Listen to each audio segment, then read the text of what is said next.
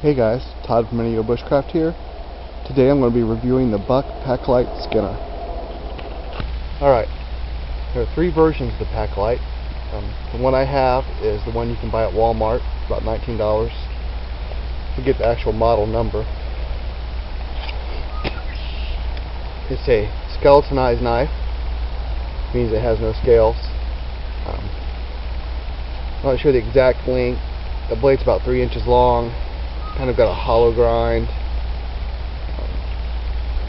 The handle's probably about 3.5 inches. It doesn't quite fit all the way in my hand. You know, my pinky just barely fits on there. So the handle's not real long, but it's alright. This knife, out of the box, was as sharp as any knife I've bought, and it was just like a razor. It's made out of the 420 HC, normal Buck stainless steel, and also has an area up here that you can choke up on if you're skinning.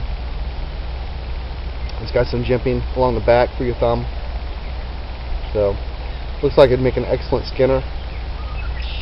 I'm going to test it out, doing some other light chores, and see how it works out.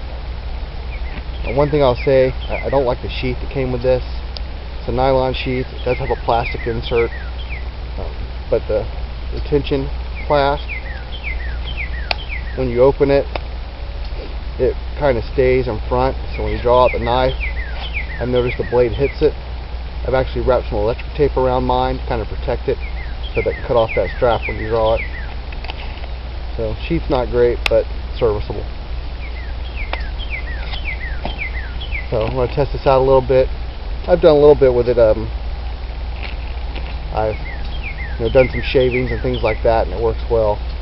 But I'm going to bust up some wood and start a little fire, see how it holds up.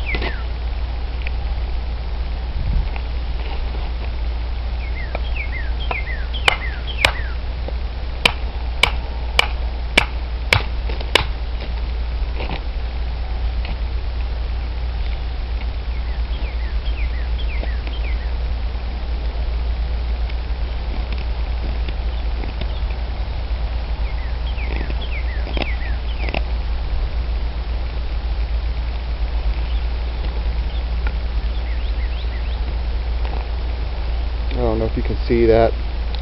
And it slices. This is dried soft wood, but it's tearing through there with ease.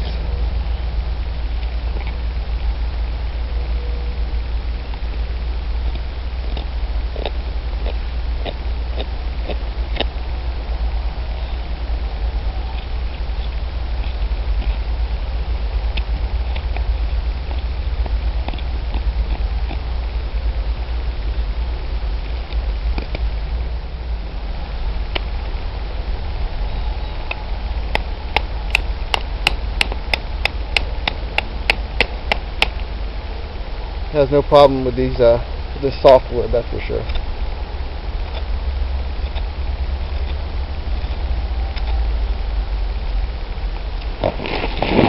Make some nice thin slices. I think it would be great if I actually used it to skin anything, what it was actually designed for. Imagine that. But if I wanted to have something on my belt, it has to do more than just be able to skin. Right?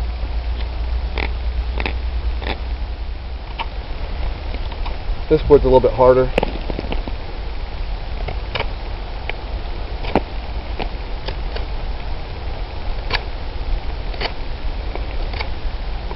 It has no problem eating through there.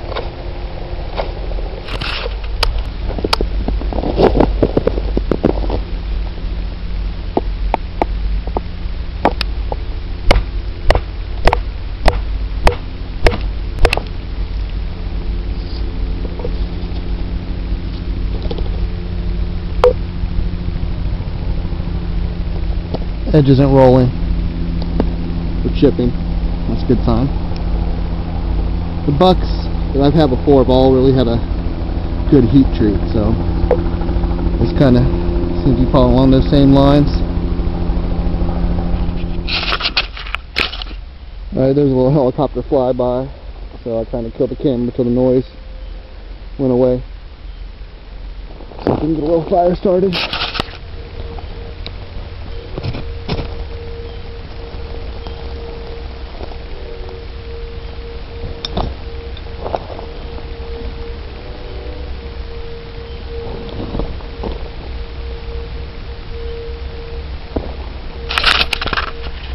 So I was able to strike the fire steel with it, get my tinder ignited. So that worked out well. Alright, so it's a sharp little knife, worked pretty well.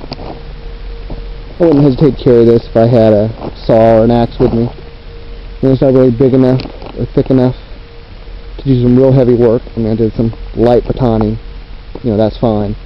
But you won't try to baton anything too hard or too thick, I don't think. You definitely can't do any chopping with it, so it'd make it a little more difficult for shelter building and such. But if you're carrying this as, you know, a knife to complement another tool, then I don't think you'd have any problem. And it certainly work real well as a skinner. Alright, so the Paklite skinner. Overall, not a bad little knife. Sharp, holds its edge well, pretty decent in the hand, inexpensive. Now, I would probably recommend the Condor bush lore over this.